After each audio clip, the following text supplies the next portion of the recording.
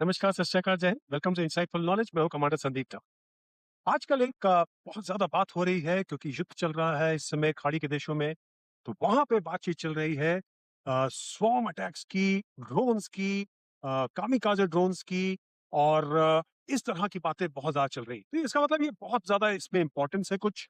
और क्योंकि इन चीजों को देखा गया था यूक्रेन और रूस की जो लड़ाई हुई है उसमें। क्योंकि इस तरह के यूएवीज ने, इस तरह के ड्रोन्स ने जो था बहुत ज्यादा अटैक किया है और बहुत ज्यादा नुकसान पहुंचाया है कंपेरेबली, अगर आप देखें कि क्रूज मिसाइल या बैलिस्टिक मिसाइल की। और ये सस्ते भी होते हैं।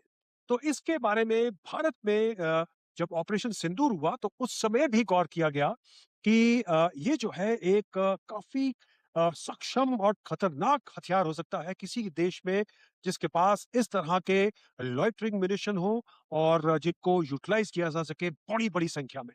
इनफैक्ट बहुत पहले मैं बात करता था, उसको मैं कहता था मोज़ैक डॉक्ट्रिन। मोज़ैक डॉक्ट्रिन का मतलब है कि आपने लो कॉस्ट वेपन्स को लॉन्च किया जो कि बहुत बड़ी संख्या में है, 100, 50, 200 इस तरह की संख्या में है। और जिस तरह से उसमें अगर कुछ नष्ट भी हो गए, दुश्मन के वार से नष्ट हो गए, तो आप उसको रिप्लेस कर सकते हैं इमीडिएटली, क्योंकि वो इतना सस्ता है और उसको बनाने में ज्यादा टाइम नहीं लगता है। तो वही बात आज इसमें सच हो रही है। और जब भारत ने इसको ऑपरेशन सिंदूर के बाद इसके बारे में देखा तो भारत ने कहा कि क्यों नहीं हम भी इसको इस तरफ कदम बढ़ाएं। तो भारत की एक कंपनी है जो बैंगलोर बेस्ड है, new space research and technology. और इन्होंने एक लॉइटरिंग यूएवी बनाया है, ड्रोन बनाया है जिसका नाम है शेषनाग 150। अब 150 की इंपॉर्टेंस अभी बता देता हूं आपको। 150 का मतलब है कि 150 केजी का ये ड्रोन जो है ये। और ये लॉइटरिंग का मतलब क्या होता है कि ये काफी समय तक अपने डेस्टिनेशन पे पहुंच के वहां पे घूम सकता है, चक्कर लगा सकता है कंटिन्यूअसली घंटों तक। तो जो शेषनाग 150 है, इसकी खासियत ये है कि इसकी रेंज जो है ये 1000 किलोमीटर तक जा सकता है। और वहां पहुंचने के बाद 5 घंटे तक ये वहां पे लॉइटरिंग कर सकता है। हालांकि इसकी स्पीड और ऑल्टीट्यूड के बारे में बहुत ज्यादा कोई बातें नहीं की गई हैं, इसको रिजर्व रखा गया है। लेकिन जहां तक है इसकी स्पीड जो है 200 किलोमीटर पर आवर और उसके अंदर ही है, क्योंकि मेन जो आइडिया है इसके पीछे वो है एंड्योरेंस। एंड्योरेंस का मतलब है कितनी समय ये हवा में रह सकता है। और ऑल्टीट्यूड जो है ये लगभग 15 से 20 हजार फुट के बीच में होगा, जो जहां पे ये फ्लाई करेगा। इसकी एक्यूरेसी भी काफी अच्छी है, जो उसको कहते हैं CEP, circular error of probability. तो 5 मीटर से कम है इसकी सीईपी, और जो कि काफी मायने रखती है। और ये 25 से 40 केजी का अपना वॉरहेड जो है उसको ले जा सकता है अपने साथ में। ये काफी बड़ी उपलब्धि है।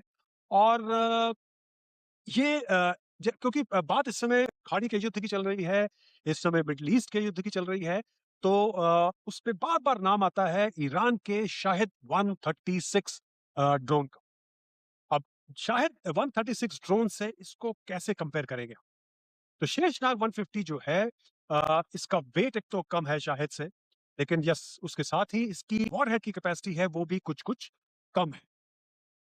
लेकिन जो सबसे बड़ी चीजें जो है इसमें वो मैं आपको बता देता हूं, जो कि बहुत बड़ी बड़ी एडवांटेजेस है इसकी शायद 136 के ऊपर। तो उसमें जो है कि ये कोऑर्डिनेटेड स्वार्म अटैक्स होते हैं। स्वार्म अटैक्स का मतलब है, जिस तरह से पहले बताया, कि बहुत सारे नंबर ऑफ जो है इनके ये ड्रोन्स इकट्ठे जाते हैं। तो यही बात आप कहेंगे कि भाई शायद 136 ने भी की थी, अभी वहां पे सैचुरेट कर दिया था उनके रेडार्स को वगैरह वगैरह। लेकिन जो शायद 136 है ये आपस में एक दूसरे से कोऑर्डिनेट नहीं कर सकते। जबकि शेषनाग 150 जो है ये आर्टिफिशियल इंटेलिजेंस बेस्ड है। और ये जो है जो ये ड्रोन्स हैं शेषनाग 150, ये अगर 15, 20, 50, 100 जितने भी जा रहे हैं ये आपस में कोऑर्डिनेट कर सकते हैं। अब इसके रोल्स भी बहुत सारे हैं। तो आईएसआर इसका एक मेन रोल है, इंटेलिजेंस, देन सर्वेलेंस एंड रिकॉन्नाइसेंस। इसके अलावा इलेक्ट्रॉनिक वॉरफेयर कर सकता है, और अटैक तो ये करेगा ही करेगा। तो ये जो है कोऑर्डिनेटेड जब अटैक हो रहा है तो ये आपस में एक दूसरे से बात करके डिवाइड कर सकते हैं कि ये वाले ड्रोन्स जो हैं ये डेजिग्नेट हो गए हैं कि ये आगे जाएंगे और उस एरिया का सर्वेलेंस करेंगे। तो जो पीछे वाले ड्रोन्स जो हैं ये कवर देंगे और जो थर्ड लेयर आएगी, वो अटैक करेगी। तो इस तरह से आपस में कोऑर्डिनेट कर सकते हैं या आपस में रोल भी चेंज कर सकते हैं, कि अगर कहीं पता लगा सिनेरियो चेंज हो गया, अटैक वहाँ नहीं करना है, तो इसमें अगेन फिर से बता दूँ कि अगर शायद 136 को एक बार भेजा गया है, तो जहाँ पे अटैक करने जा रहा है, वो वहीं पे जाके अटैक करेगा, चाहे टारगेट वहाँ से मूव कर गया। लेकिन शेषनाग 150 जो है, ये आपस में कोऑर्डिनेट करके अपने को अपडेट करके अपना डेस्टिनेशन चेंज कर सकते हैं, अपने टारगेट को अगर वो मूविंग है तो उस तरफ जा सकते हैं। ये इनके बारे में बहुत बड़ी खूबी है। फिर शेषनाग 150 जो है, ये जीपीएस डिनाइड एनवायरनमेंट में फ्लाई कर सकता है, जो कि शायद 136 नहीं कर सकता है। अगर जीपीएस नहीं है, तो शायद 136 फेल हो जाएगा। लेकिन बिकॉज़ एआई इनेबल्ड है, तो इसके अंदर जो नीचे ग्राउंड है, जो टरेन है, उसको रीड करने की क्षमता है।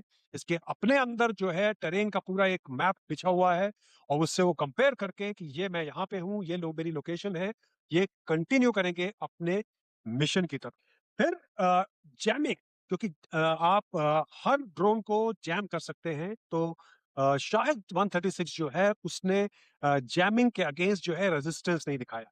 लेकिन जो शेषनाग 150 है, फिर मैं आपको बता रहा हूँ कि हर ड्रोन, हर एरोप्लेन, हर फाइटर जेट जो है वो जैम किया जाता है।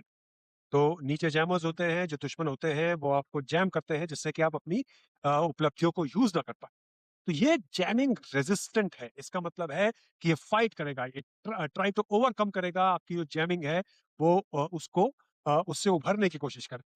तो इस तरह की उपलब्धियों में शेषनाग जो है एक इस समय एक बहुत उभरता हुआ और एक ड्रोन है और इसके बारे में आगे भी बात करते रहेंगे और इसके बारे में भारत सरकार जो है, भारतीय सेनाएँ जो हैं, वो बहुत ज़्यादा इंटरेस्ट ले रही हैं और बड़ी-बड़ी संख्या में इसको खरीद के इसके ऊपर जो है अगले युद्ध में या ट्रायल्स के लिए इसको यूटिलाइज़ करेंगे।